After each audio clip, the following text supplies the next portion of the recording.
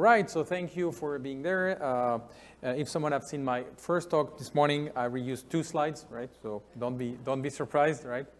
Here actually it's a research project I've been working on for the last year.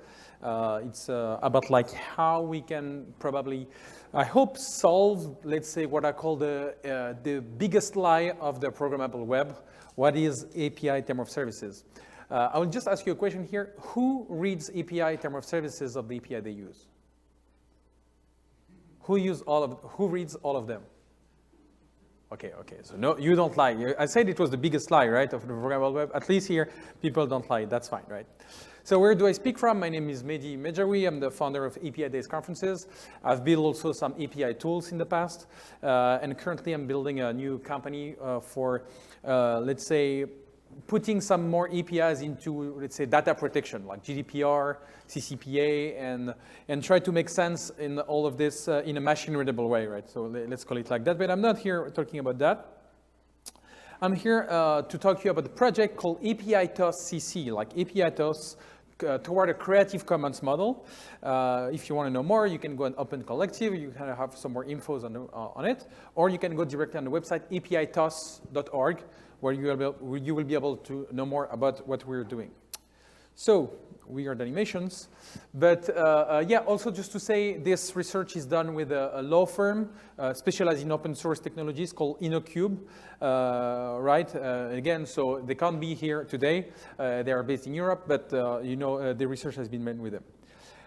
I will just start by this quote, right, from Jeff Lawson, who is, the world is getting broken down into APIs. Every part of the stack of business that the developer might need to build is eventually turning into APIs that the developer might use. What does that mean?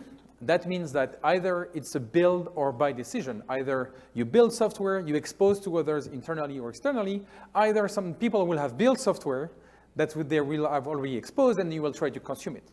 So currently, our digital infrastructure, right, is exactly like that. At some point, software we build, software we consume, and it's with APIs. Let's say the difference sometimes is not so relevant. So the picture of this morning, right? We are discussing, but again, I think it really relates what we have the called digital infrastructure. More people specialize into few pieces, right? It's exactly what happened with the car industry. More people specialize as more and more cars sold, right? The car manufacturers don't need to build the whole car because there's new startup opportunities to build few pieces of the car, right? Because now you can sell to all different car manufacturers in a specialized way. So the car manufacturers can focus on selling or designing, but not on building all the pieces, right? Again, so more and more cars are sold, more and more opportunity to build smaller and more specialized parts. This is exactly what we have with software these days, right? More and more specialized software into APIs. So what is the biggest lie of the programmable web? I don't know if you're familiar with this project, Term of Service Didn't Read. It's a project that tried to analyze all the term of services nobody read as a user, as a consumer, and try to give you some hints about like, are they fair? Are they good? Like green, yellow, or red? About like, do they respect your privacy? Do they respect your rights? Do they are good for payments or whatever, right? So I invite you to go there. It's a really, really long and manual work that the community has been doing for the last, like, I think 12 years. It's really a lot of work. But again, they try to make sense of the term of services of platform for humans, right? To understand, so lawyers are humans, but they can read the term of services, but the humans, let's say the non-lawyer, let's call it like that, the profane, will be able to understand a simplification of it. So in API space, what do we have? So APIs are technical interfaces, right? They are interfaces to connect to a specific service. But they are also legal interfaces. As long as it relies on someone else providing you the service, so the runtime, the operations, and the full infrastructure, it's a legal interface. You will be interacting with them in with signing a contract, right? So the technical interface, the API, but also the runtime of what has been provided, the data, also will be there. So now you have a contract there. You have an interface contract and a legal contract. But also on the other side, some people believe APIs are products. So they're product interfaces. So now you can see that the API, which is just an interface, like a software interface, is also a contract right? Because on the legal side, it has implication of reuse, like how we can reuse it, what I can do with it, right? On the business side and the legal side, right? Because you will see that some people avoid you to use the API for some cases, right? And on the other side, on the product side and technical side, this is really where the business will be done, right? How the technology that you provide enable value for others, the value proposition. So at the end, you have the contract, the reuse aspect, the business aspect, and all of this now APIs in what we call the as-a-service economy.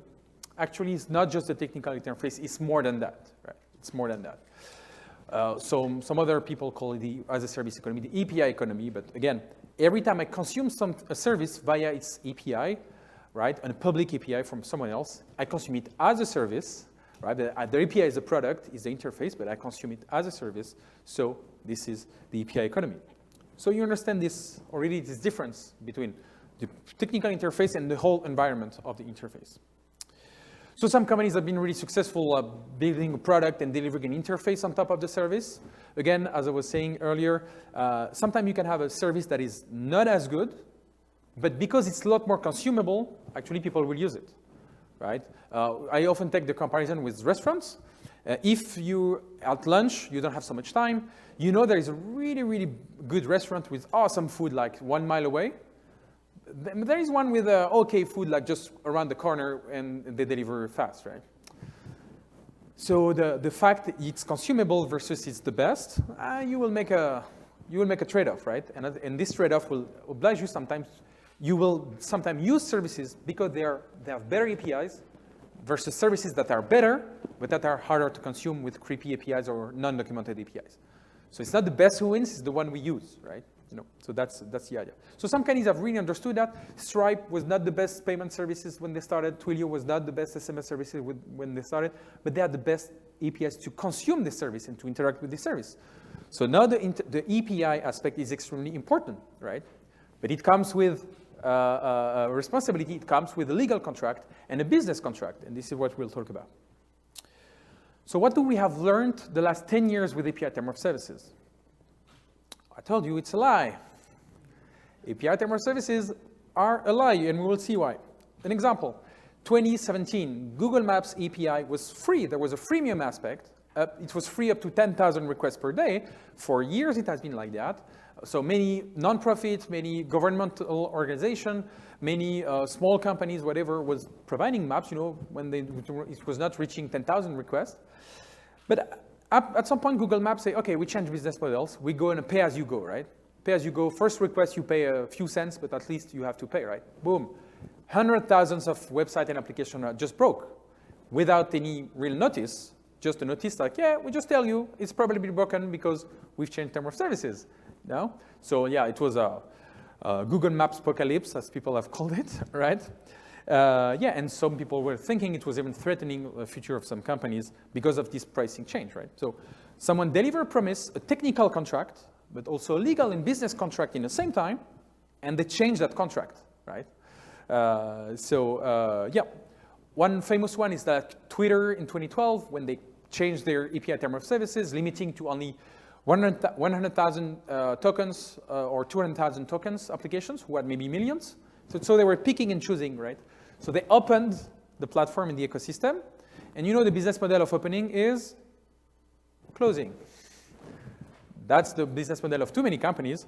So yeah, they said, okay, we will close the ecosystem. Because we want to be sure people see ads. And at some point, they killed the ecosystem and they selected applications, killing hundreds of thousands of applications.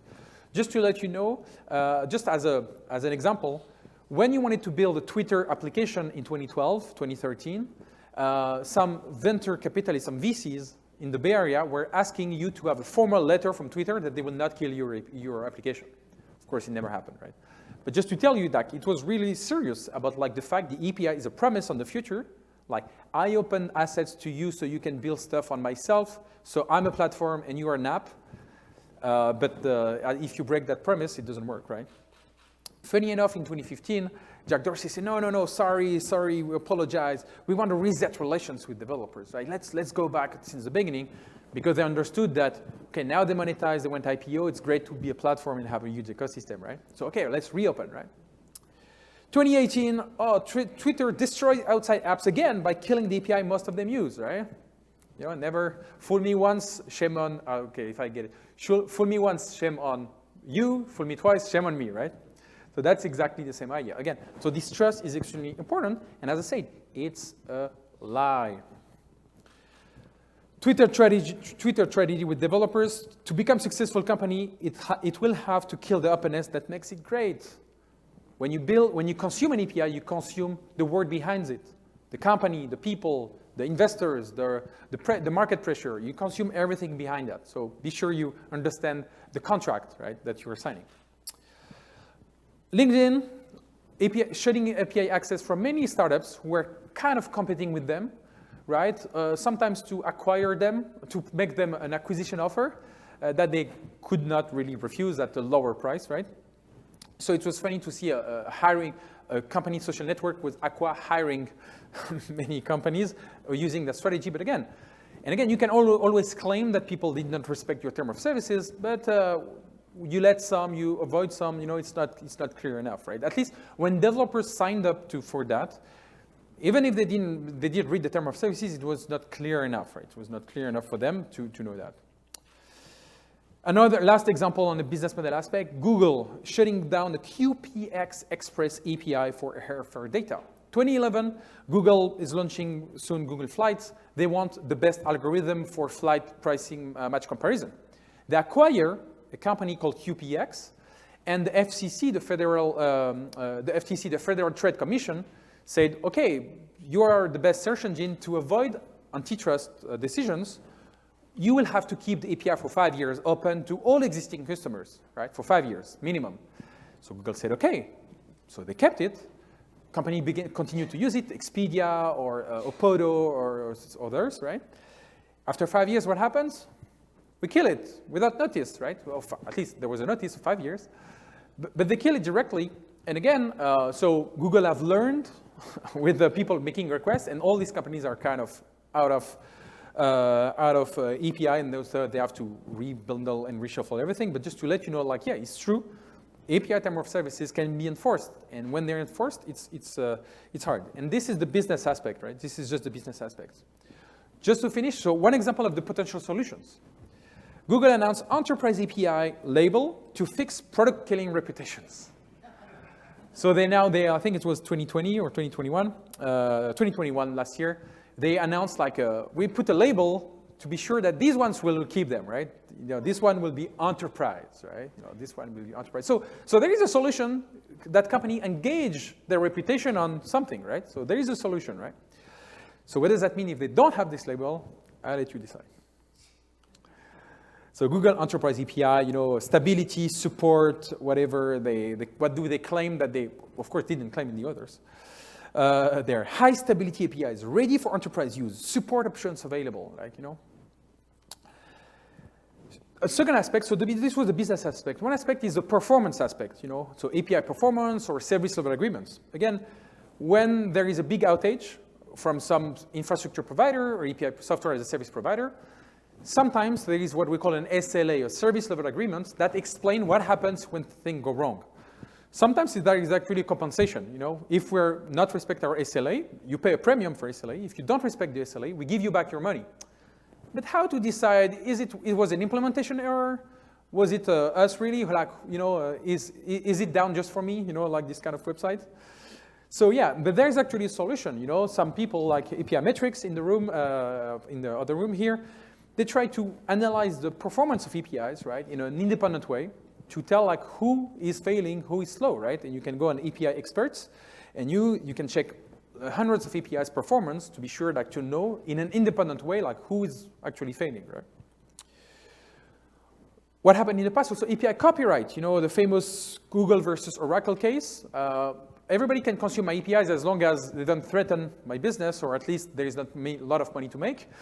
Yeah, and it was really, really like a long fight, like 10 years fight, whatever. At the end, Google was considered using a fair use of the Oracle Java APIs for Android. It was kind of complex. That doesn't mean we cannot copyright APIs, but that just means there is a fair use, right? There is a fair use. But again, one solution for that is actually API Commons. So it's Kinlane and Stephen Wilmot, like 7 years ago, they said, okay, you can put your API design into Commons, right, to show that you don't claim any copyright into this. People can resyndicate, re-implement, copy, use your API specifications and stuff like that, right? So for every problem, every lie that we have seen, there is potentially a solution, but these solutions are really fragmented so far. One of the most important one is breaking changes, right? Breaking changes, sometimes you learn via blog post that, everything will be broken soon. Sometimes you learn it just because of the users are complaining, right? So it has been Facebook for a long time. But yeah, so again, at the time, there were some solutions. John Sheehan, someone from the community, and Bruno Pedro later, this API changelog. So they were putting some diffs on top of documentation pages to know if things were changing or not. And every time the page was changing, you were receiving a notification. So you had to check if it was a breaking change or not, but at least every time a single character was changing, you were receiving a notification. The other solution is that some company claim it will never break APIs, like Stripe or Salesforce. They claim that, they call it write once, run forever. So it's a claim, it's a business claim that they consider extremely important. So again, it's a kind of label. They claim we will never break an API, we'll never ask you to change an API to another, we will maintain all versions. We will only deprecate the versions when nobody else is using it, right? So write once, run forever. So again, for every lie, every problem, there has been a solution on its part, right? But most of them was publicity, transparency, claiming labels, right? So it seems maybe there is a way to describe API term of services openly in a way that the claims are public, so the company engaged to these claims. And this is what we've been looking for with the Creative Commons pattern. So for the one who are not familiar, Creative Commons is a way to give every person in the world a simple framework for declaring rights, declaring copyrights or claims or not, actually, in a standardized way and really understandable way. So you may be familiar with these, but just an example, it's really, really simple things. Do you allow adaptation of the work you're sharing? Do you allow commercial use of your work? Like 2 simple questions.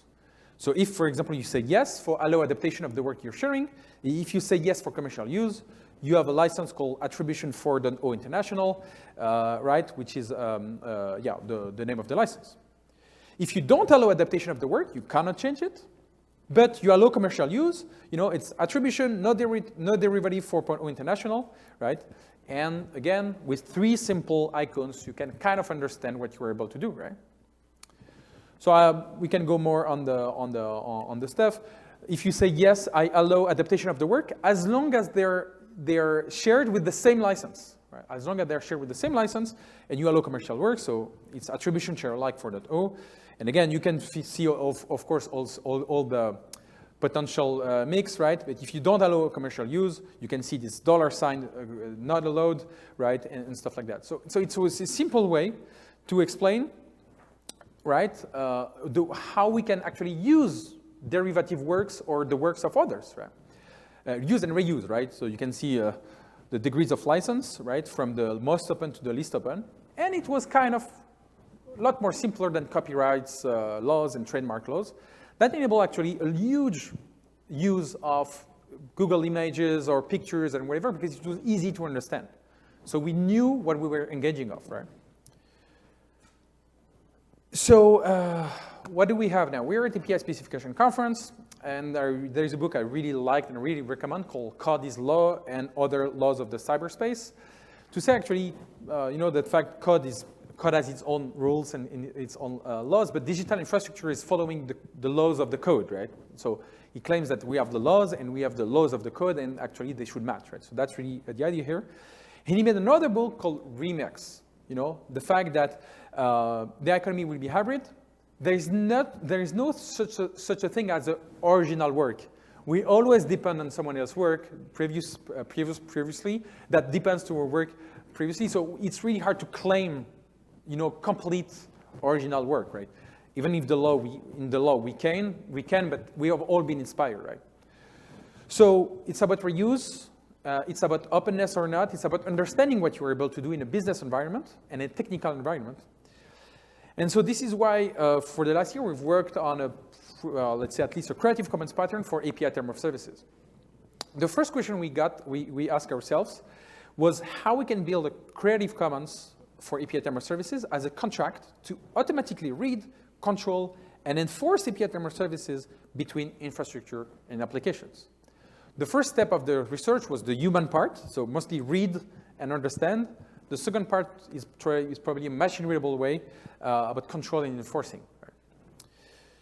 So it's part of a $1.3 million grant. So we got 50 grand, not 1.3, not yet. But we got 50 grand for 1 year, as a side project, side research project, as with lawyers and with entrepreneurs and API owners, to build, be part of the more open and safer infrastructure. So you can go on APIs.org, you can check a little bit what we've done and everything, but it's really toward a trustworthy and sustainable API ecosystem, being sure that promises are met and that everybody respects the contract. So that's the idea, but not just the interface contract for breaking changes, but also the business contract and the legal contract for reuse or for pricing policy or business models. So we did a lot of surveys to API owners, API users, consumers, product managers. You will have access to the slide, but this is the user journey of an API product manager, for example. An API product is developed, he contacts the legal department, review industry standards, he documents API term of services, and over time he will update term of services according to business needs, right? The problem is that the business needs may change, the term of services then will change, and so at some point you may break applications or whatever, and you need to be sure people understand. We did also that for developers. We interviewed dozens of developers, right, who say, oh, I have a need, I will look for an API, I will not read the term of services, I will consume it, and when I will go in production, actually I will, the lawyers of the company will have to read the term of services, and this is what sometimes may be problematic, right? If I don't have lawyers, if I'm a smaller company, I will consume, but I'm completely at risk, by not really knowing what are the direct implications and that people can change at any time. So again, just before we dive more into the stuff, I want to mention 10 years ago, there was a project called the API License Wizard. It's in Swedish law, right, made by Andreas Krone. But it was a license wizard where actually you could just pick and choose some term of services, right, the rules, like do you allow copyright or not and everything, and that generate the term of services, right, the legal document. So it's hard to understand, but at least you have a legal document that you can generate, so minimizing the cost of generating a term of services, right? But again, there was not the readability of it. There's not or machine readability aspect. So compared to Creative Commons, APIs have a lot more degrees of complexity. Right? It's not just, are you able to modify? Are you able to sell? No. It's, of course, are you able to reuse? Are you able to sell? Does it respect the performance? Does the pricing change over time? Like so many other degrees of liberty. So we had to really make a lot of work on finding a better to select, right? So APIs can represent a critical service. So at some point there will be a degrees of priority, which are the ones who are the more important, because some are really critical. And so also APIs are technical, product, and legal interfaces. So again, lot more degrees of liberty.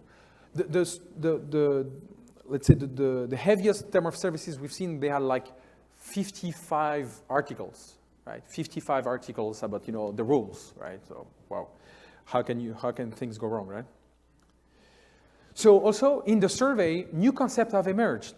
Some are really interesting. So the API neutrality principle, actually, it's someone quoted Werner Vogel from Amazon. It's like Amazon Web Services. It's like no gatekeeper policy. Even my competitor can use my service, right? I'm fine. This is fine, right? It's okay for me. As you know, I never gate the access to anyone. So it was something that was interesting, and some companies are providing.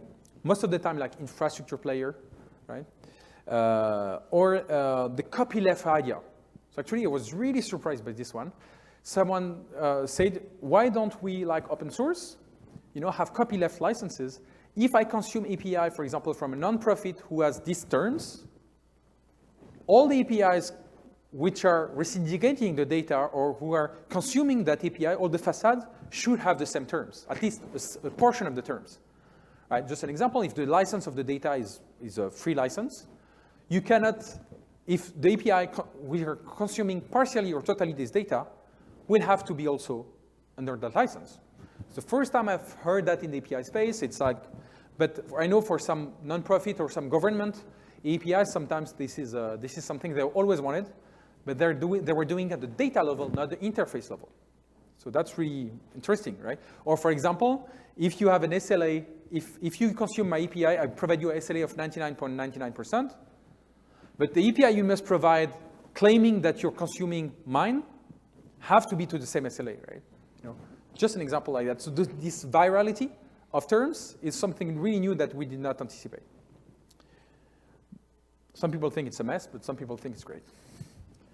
So the question we ask, according to you, what the most important criteria to improve API term of services? The most important is trust between consumers and suppliers. Then the second one was the simplification, like making long articles really simple. And 42% was really about the ecosystem, like enabling trust for more people to trust you, and so they build on you versus someone else that may break the integration. Right? Yes, just to tell you, that was really the three main ones. So there are, as I said, many degrees of liberties, like revocation, business model, like some operational one, like revocation, business model, tracking, reuse of the data, right? White labeling or mentioning, like where it comes from. So some free APIs, for example, are free as long as you claim that the data comes from this period, and right? Also the reuse of the data. Like the fact actually a lot of providers don't allow you to do a competing service with it. I remember Cloud, there was a social media scoring system. They say you cannot put our score in another score. Or I was working also with a credit score API company, say, okay, you cannot mix our score with another one, right? You're not able to do that. It's our score or nothing, right? And some technical aspects, like breaking change, deprecation period, caching policy, SLA, quota rate limiting, right? So this is mostly what we've seen. And then we asked the question to people, okay, what are the most important? I don't know if you're able to read, but the most important was revocation and termination.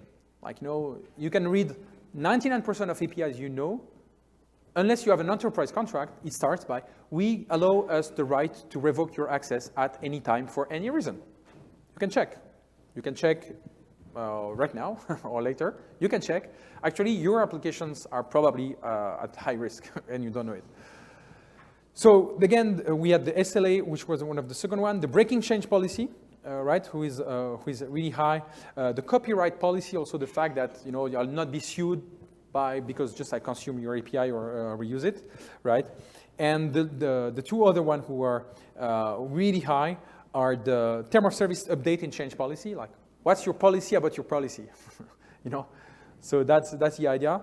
And the data reuse and commercial reuse policy. What do you allow me to reuse, right, for others? Just to let you know, I think we've seen Elsevier API. So it's a scientific research paper. Like, if I remember, they were claiming the results of your research with the data could be theirs, right? So like they claim the IP that has been done with the data, right? That's weird, right? That's their business model is already to get IP from researchers, and so they claim the IP on top of the use, right, of the API. So again, we asked them another question, like, okay, what would be the best solution? Do we have to define the standards, right? Clause and standards, right? Set of license as standard, like Creative Commons.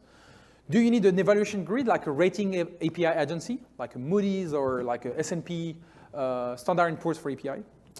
Do you need just a framework, like guidelines for at least people to generate ones? Do you need just a certification label, like third-party authority say, okay, this one is good, this one is not? Or do you expect a law that obliges people to respect some terms, right? So you can see most of them were defining a set of license as a standard. So our first intuition to put as a Creative Commons. So what do we got? What do we got at the end? So we got, and again, we're publishing a full report and a wizard to play with it, I hope tonight. We're in a rush. Yes, we were in a rush even this morning, but yeah. So the first one is what we call a loyal change policy. Like, how do you change your term of services? How do you change your, how do you break your APIs or not? So the most open one is the write once, run forever. Like, you can see the logo here. And there are options like sufficient time notice of 3 months, right? Or anytime revocation, you know? So again, that we hope that we'll have developers to say, look, okay, this one is like, I can jump anytime from the plane. Okay, no, at least I have some time to take my parachute. Or no, I'm fine, right? I'm fine, thank you, right? The second one, after all of this, and again, the goal is to try to reduce the complexity as much as possible, but to keep the most important stuff, right? So that's design decisions, legal design decisions, right? So the second one is specification and design, so the final results. So the top one is copyleft, like, okay, I give it my design, the data that you use is open for all reuse. The other options, like it's an API commons, right? So it's the fact that you can reuse it, but with depending on the terms, and copyright, the fact that no, actually I own it, so you know, right? So that's the idea. The second one is what we call ethical data policy, right? So is it the data behind this, the interface is open, right? Is because you have the interface by itself, the design of the interface that was previously, but also the design, the data behind the interface, again. So is it an open data license? And there was another talk about open data APIs in the same time. I'll check with him later. Is it limited data reuse, or is it like commercial data contract only for reuse, right? Again, try to explain to developers their rights or their obligations, right? The API access rights. Is this API open to all, like no gatekeeper policy, like the API neutrality? Or do you, what do we say, share alike? If you use it, you have to share it alike with others? Or no, is it restrictive access? You know, like some people gate and say, okay, you're a competitor, you don't want to use it. You are from this country, I don't want you to use it. Or you are this size of company, I don't want to use it. Or you have to pay versus you don't have to pay. So like a discrimination, you know. So at least so you will know that some company are able to do discrimination. So we try to reduce to 7 only terms. And I don't know if you know that this is the number of things the brain can handle at one time. This is why in Tetris, you have only 7 things, right? You know, some people play Tetris. Right, so we had it's called loyal change policy, but actually it's the business model, right, here. Is it like, do we allow all commercial use, limited commercial use, like no direct competition, or no commercial use at all, right? And yeah, the other one is reference and attribution. You know, like, do you don't need any attribution? Okay, we consume this API, it's fine, you know. Or do you need an attribution, right, to give the source or the website of the source or the name or the brand of the source? Or is it even like a full trademark contract that is associated with it, that because you may have used APIs where actually you have to put exactly the widget from that color in that specific UI with these trademark claims, right? So some APIs are really enforcing stuff like that. I see people taking photos, but there's one, last one, which is about the fair use policy. Like, and in the fair use, we consider is all the storage, the caching, right? You know, like how we do consider a fair use to actually consume the API. Just to take an example, some banks don't allow you to store the data more than 24 hours on your server, or cache the data more than 24 hours, because they would claim that you're not sync with the reality of the money in the bank account. So you're breaking the end user experience, because I provide you real-time data, but you keep it for too long, so there is a mismatch, right? So you have to keep the data less than 24 hours in cache. And so you have to make a request every 24 hours. So we consider like whether fair use, what we consider fair use, right? Facebook used the term reciprocity with no rules. They say, they just claim, if we see reciprocity in value, we keep the access. It's better to have numbers and, and stuff like that.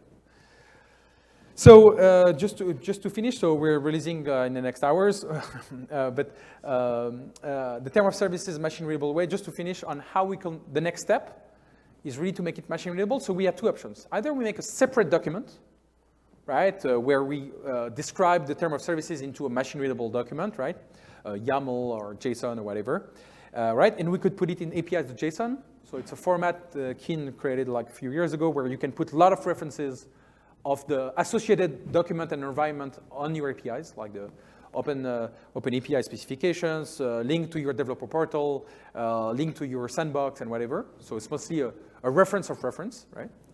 Or you can put it directly in the OpenAPI specifications. And actually, the goal maybe was to use OpenAPI extensions to that. And actually, I was on the booth there, and actually, the Kusk guy did exactly start with it. So I don't know if you're able to see. Time is up. Yeah, I'm done, right? Thank you. But so just to say, they put rate limits, right? Rate limiting directly in the spec. Like you can see the sample here, XCUS, rate limit, request per units, and units, right? They put also the quality of service, like maximum number of retries, total request timeout for idle connection directly in OpenAPI spec. So actually, you could enforce term of services directly there because you connect it with the gateway. Actually, it's connected with our gateway, so it's enforced automatically. The term of services, machine-able, and enforced automatically. Just to finish, the caching policy also there. So it's mostly technical aspects. I think it's a good start to put the technical aspect in a machine-readable way. The business aspect, we still figure out how we can make machine-readable. And I will be done. Thank you very much.